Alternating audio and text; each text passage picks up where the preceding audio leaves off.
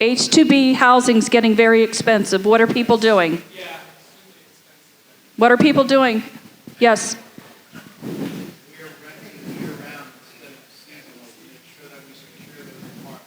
Okay, so they're year-round securing apartments, renting apartments year-round, so then they know that they're available instead of having to get into the flow of the summer and winter folks coming down. Anybody else doing something creative with H2Bs to house them? Who has built their own housing? I think there's a couple of clubs that have built not on-site housing, but has actually built buildings. Is Brian Crow still here? I think Brian Crow, I think they built a bunch of condos to put the staff in. Yours is under development. Oh, okay. All right. Make a note, Eric Dietz is in the middle of building one, if you're interested. Huh? Okay, he's in the middle of planning it. Okay. Make a note of that if you wanted to follow up with that. Yes, sir.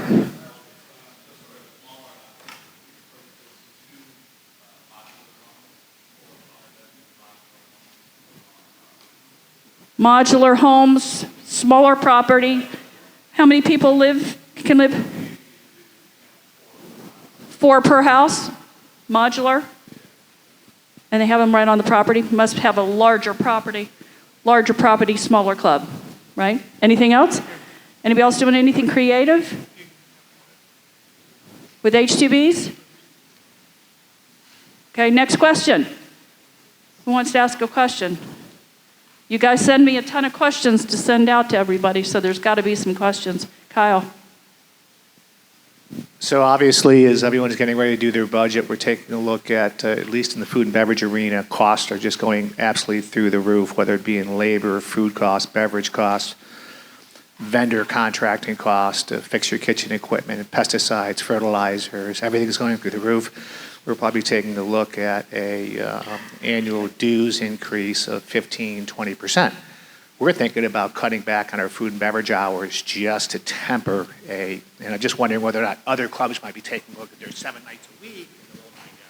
Did you guys get that? Looking at a 15 to 20% dues raise because everything has gone up. So they're considering cutting down the number of hours on food and beverage so then they don't have to go up quite so much and limiting the hours. Anybody doing anything as a cost what's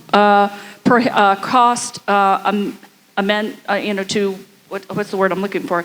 To appeasement, so you don't have to go up 15, 20%. Who's going up? A show of hands. Beth. If your dues are going up 5%.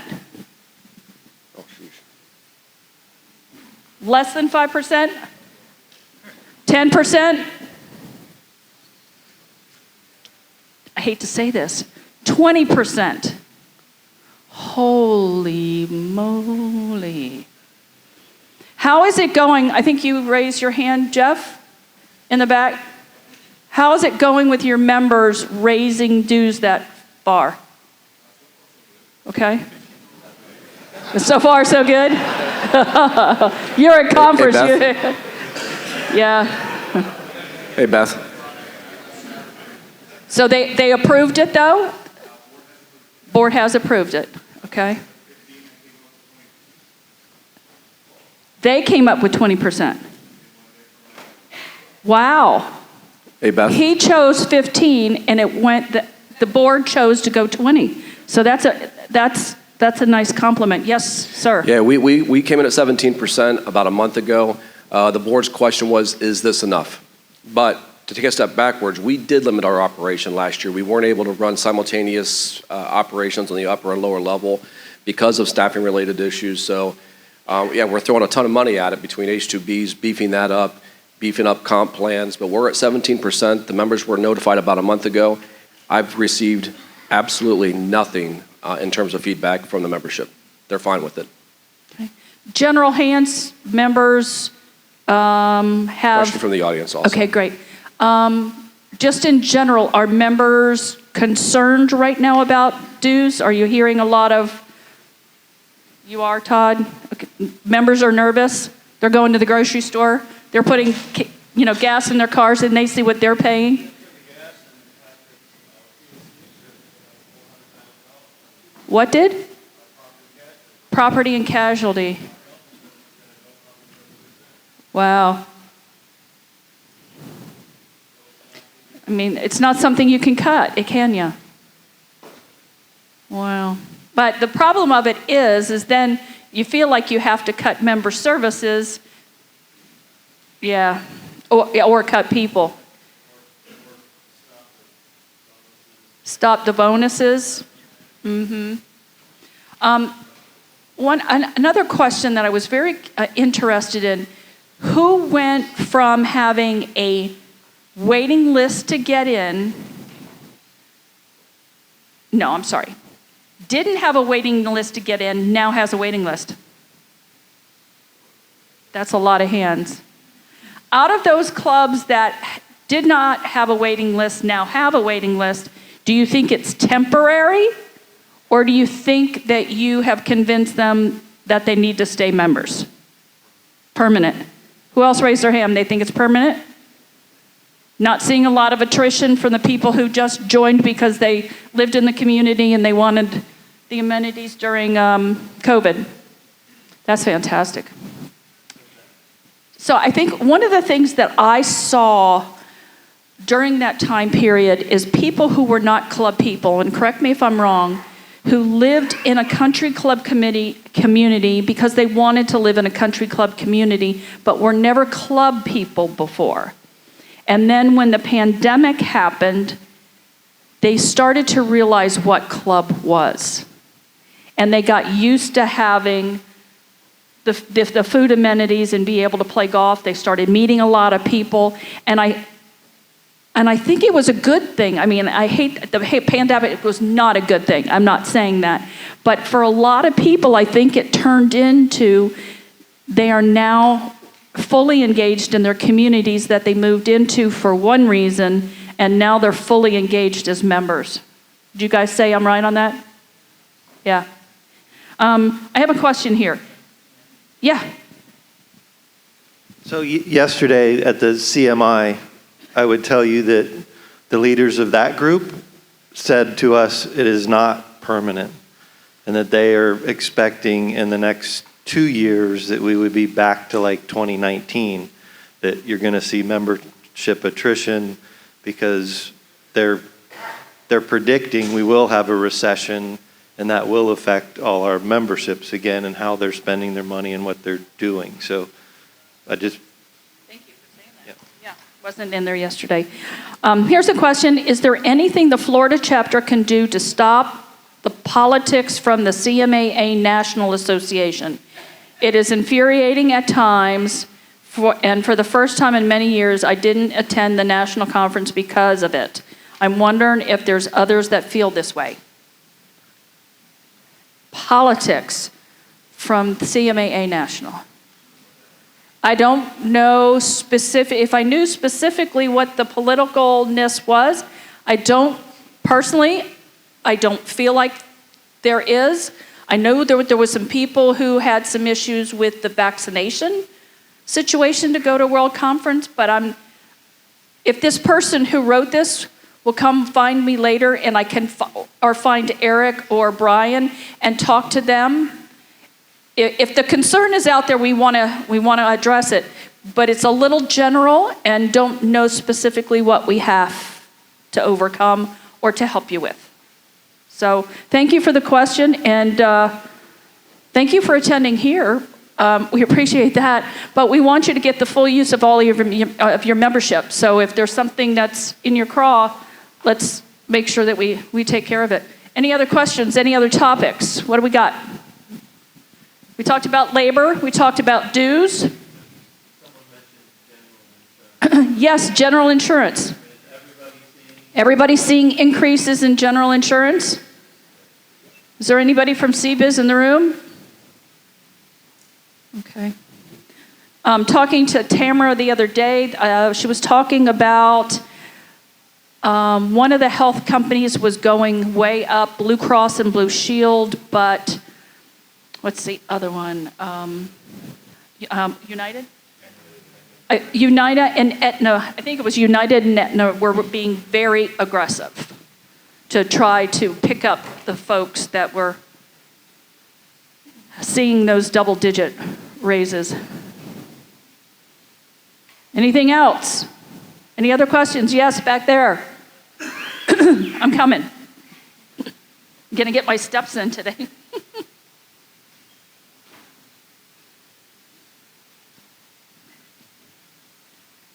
So this is really a twofer question. So retention of staff with inflation and commute to work and everything like that. A tip pooling process. The only thing right now, what we've done is gas cards each month for anybody that works over a certain amount of hours. So how does everybody keep their staff, whether they live far, near, whatever, with commuting, rise of cost of everything, and a tip pool? That's perfect. I love that idea of paying, not paying them pay, but giving them a boost by a gas card to get to work. Anybody else doing anything special for your staff over and above trying to find them first? And then retention? Anybody doing anything fun retention-wise? Somebody have their hand up over there? Oh, all the way across the room. Nancy, did you have your hand up? Oh, okay. Was that Tracy?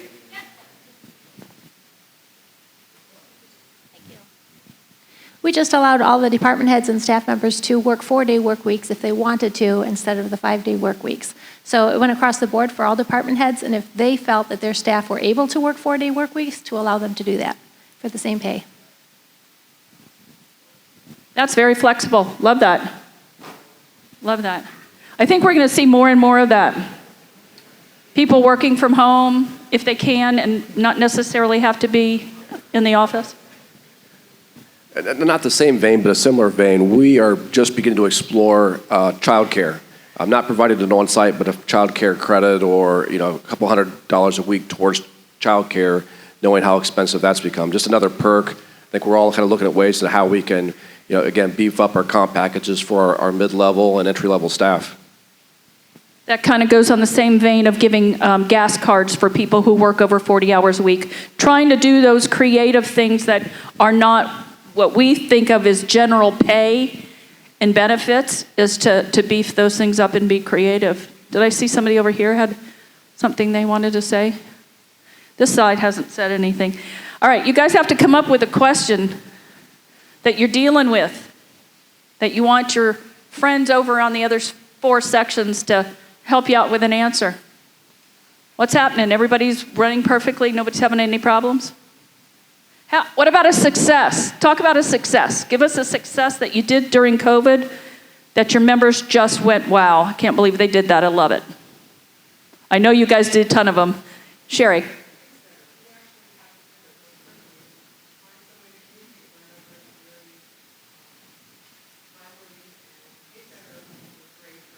Okay.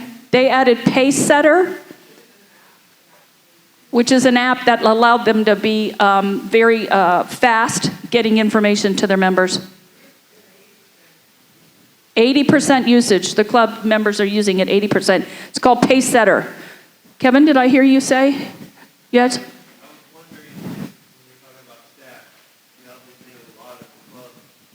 Obviously, I had a lot of clubs in certain geographical areas close to each other. Is anybody sharing employees? I know we do a little bit, like when we have a big event or whatever, but has anyone gotten to where, you have a server and they work lunch for you and dinner for somebody else or vice versa, any of that? Maybe an idea. They might be able to pick up some more hours or want some more hours. Think about Sharon. Nancy, I think you wanted to talk about something from yesterday. One thing, I think it was Mediterra who had the idea of just making the lunchroom for the employees so much nicer.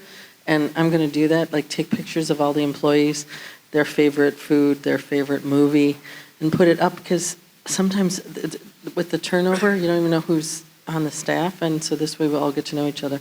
But we're also cross-training all of our food and beverage with both venues. So if you're used to working at the poolside, now you're working at clubhouse, and we're training them back and forth, so they'll be available when we need them. So that's something we do. Give people more skills. You know, always trying to build up your employees, make them better employees for the next, you know, for something you might have, or for their next position is to cross-train them. And then to Kevin's point, you can use them in other areas as well. Anybody else? Tony, what'd you guys do during COVID that was so fabulous your members loved it? I know you did something. Copied everybody else. Well, what were one of those things that you copied from everybody else? Thanks, Beth. So I don't think we did anything that all of you haven't thought of before, and I say that literally. My friends in the area, Dave and Carmen, Freddie, I don't know who else is in the room. One thing that we did, as I'm sure you did, that was so helpful to me, because you never really want to be the lone soldier, but we connected frequently to discuss by way of either a Zoom call or a group strategy and tactics. And that was very helpful to me, because we were able to bounce ideas off each other. Again, we do this in a large pool of people as a chapter, certainly within our regions, but we have a subset in our area that is truly our peer group. And we spoke, and I don't know, it was at least weekly, sometimes twice a week, through the entire time. And so everything that Mediterra was doing, we were doing, and vice versa. Bonita Bay, Pelican Bay, those conversations were just helpful. And of course, now I'm super close to these guys, and even with COVID being over, we're still getting together for our frequent meetings and conversations. Thank you.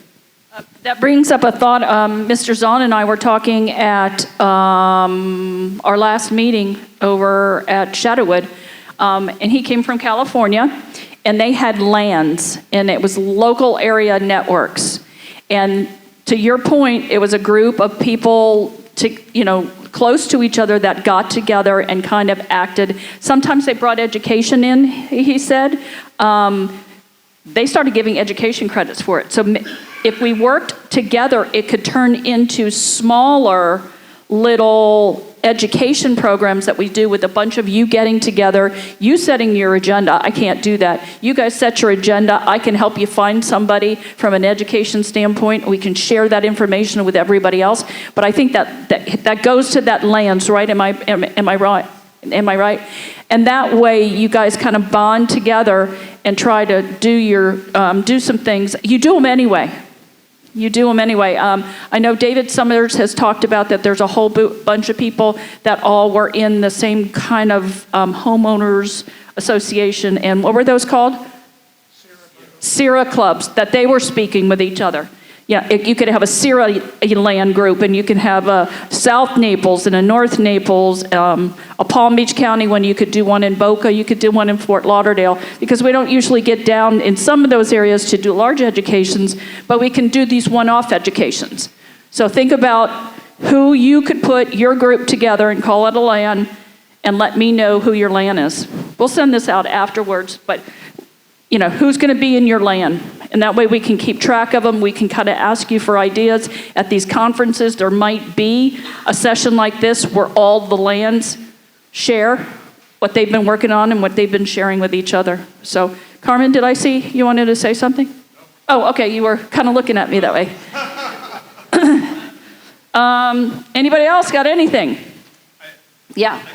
I guess I have to, right? Well, I'm trying to think of something. Tomorrow, actually, we're going to go into our budget process and come up with our dues increase. And it's actually a single-digit increase, about 8.5%. But one of the ways I think we're able to achieve that is at Mediterra, we are a pooled tip system for our front of the house, and that's at 20%. And about 4 months ago, I went to the board and told them that I think a good strategy that would be cost neutral would be to increase that. So what we're doing beginning in August is moving to an automatic 23%. And I am taking that percentage and a half extra and giving it to the servers, and then a full point to the cooks, and then a half a point to the dishwashers. And when I did this strategy for 4 months during our busy season, it was amazing when you take a half a point of your total gross sales and divide it amongst 4 people in your dish tank, it's substantial. So I don't know if anyone else is doing that, but that's a strategy that we took that was able to keep us at that single digit mark. And I definitely know that this is going to sort of provide skin in the game for those busy nights. The cooks and the dishwashers will be a little happier now, knowing what's coming down in 14 days from today. So just for what it's worth. And when they see those busy nights, they know that sales are up. That's what I meant. So they're going to feel it in their pocket. That's a great idea. I also heard of a number of clubs that had to kind of reevaluate their entire pay structure to get people to come in, you know, new employees to come in. And maybe that's $15. Well, person that was doing that job was being paid 11 or 12. So and then you had to take that person that was making 11 or 12 and make them 15, because you can't pay the new person more than you paid the person who's been doing the job for the longest time. So I know that costs some clubs hundreds of thousands to bring everybody's pay scales up. Just as a closing, when we did this, I wanted to make sure it was impactful. So for the past 4 months, I've asked our CFO to mirror the 23% to see really what the impact was. And on weekly average, our stewards in our sanitation dish area, that was about a $2 an hour increase, just from a half a click. Our cooks, it was about $1.95, and our servers, it was about $2, all cost neutral. So that was what and the way I looked at it is, who's going to care about spending $20 on a $100 bill versus 23? And it was met with zero friction. So just by the by. Great idea. Thank you. Anybody else? Does anybody have no dues increase this year? CMAA, FLCMAA. We're not looking at one. Huh? My suggestion is not to go up on our dues. I don't think we need to go up on our dues. We're very healthy. As we're all talking about our increased cost bases for nearly everything, I'm curious how many here are thinking about reducing services to members versus maintaining or increasing them and to keep the value in place. Let's see a show of hands for those of you who may be reducing services, if any. Not many.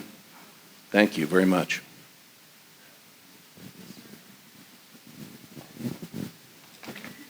Let me ask the question from the other angle that Mr. File just asked. Who is seeing, regardless of everybody's workforce issues, who's seeing a demand for increased or more services? What are those services? Well, I can tell you at ours, it's we started. This goes back to really one of the other questions. We started delivery, food delivery, with COVID, and we can't get away from it now. Establishing a caddy program, requests for extended hours of some of the food and beverage outlets, and I'll let others. I would be interested, and I think the group would, if there's other services that are being demanded that people could share.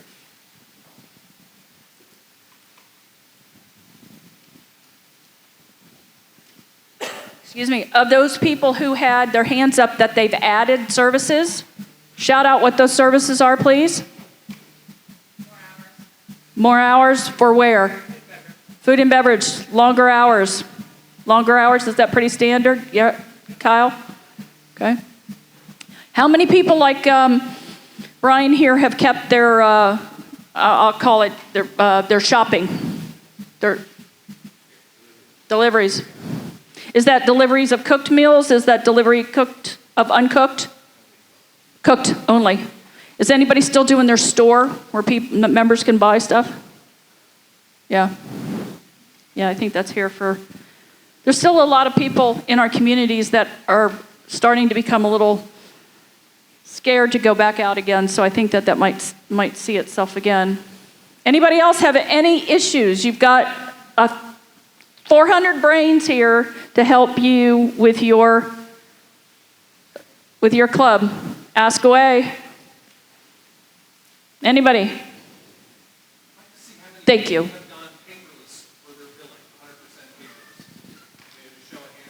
Paperless billing. No statements going out, just over the web. Okay? From a personal standpoint, let me ask you this.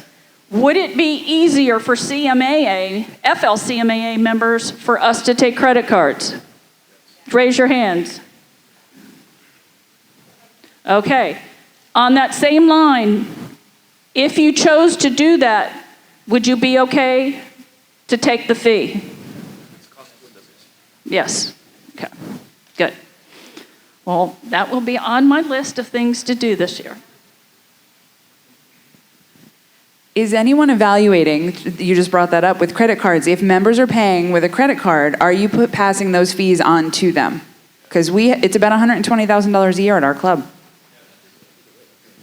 Passing along the fees? Yes? Mostly? Yeah. Yeah. For us, that's about $30,000 because we run about $1 million a year here at the chapter, revenue throughout the year. So it's a fairly big number. Anything else? We've got about 5 minutes left. Yes, Kyle.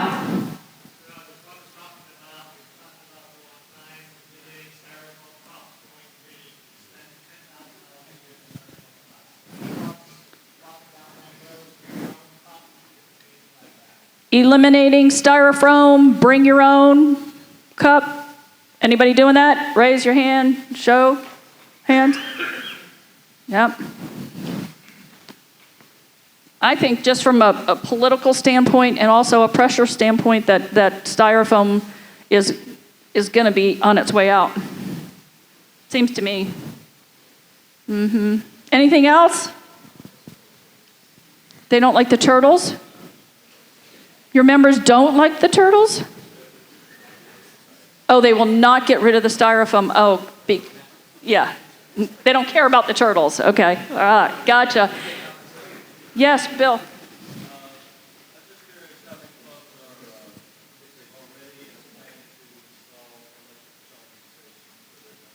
Electric charging stations for the Teslas of the world? Yeah. Good amount. Good amount. Mike? Okay. So on the green initiative, bottled water, has anybody found a good source for non-plastic? Like meaning cartons or aluminum? We give away pallets of water because on our golf course we don't have potable water. So obviously that comes up is all the plastic and what are you doing with it? So if anybody has a source, I'd love to hear it.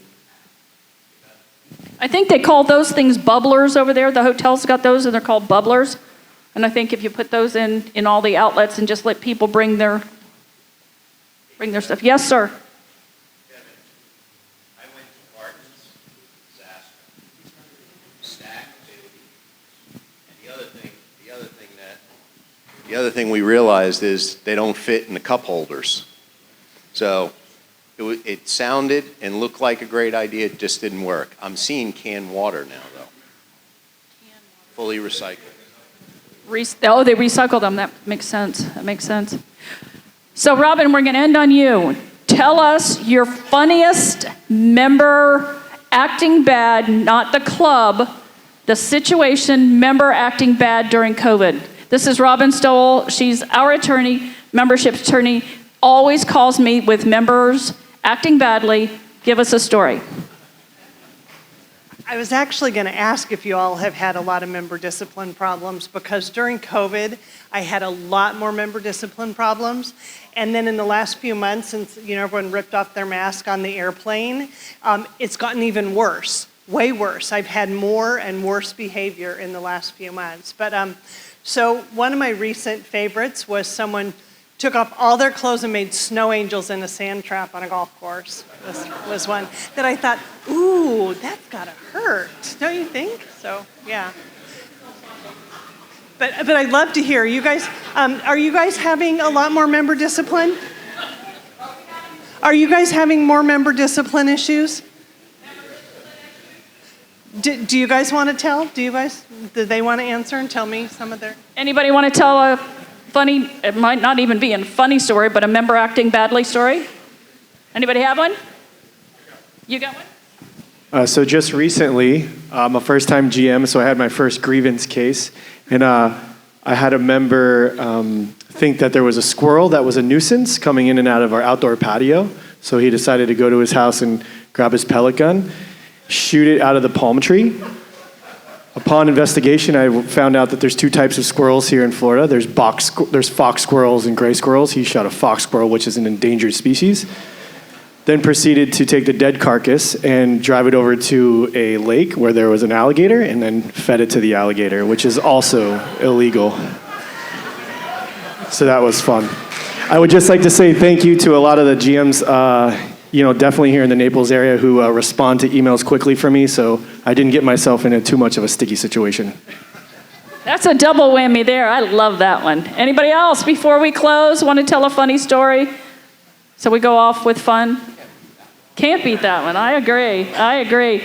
Was this session helpful? Was it helpful? Yeah. I really thought now was the time for us just to sit and chat and throw your ideas out and be able to do that. The code for this session is Insights with a capital I. No, it's not. It's the Industry Insights. Mike Rayburn has to go tomorrow, so it's Industry Insights. The third one down. And the password is Insights with a capital I.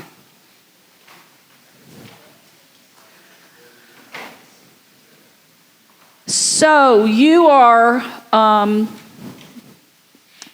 set to go for the afternoon. Go have fun, get to know each other again, see each other. If you have not made reservations in Marco Island for tonight, make sure you do. This place is always crazy, and most of the restaurants stay full and take reservations. Tomorrow morning, we will start with breakfast at 8. And we will start our sessions right at 9 o'clock tomorrow. Our day tomorrow is full. I mean, it's a really, really good day. We start and end with music, so hopefully that'll keep everybody excited with that. We've got some absolutely incredible speakers coming tomorrow. So 9 o'clock breakfast. 8 o'clock breakfast, 9 o'clock sessions. So 9 o'clock, back in this room. Don't be late. Have a good day. Thank you.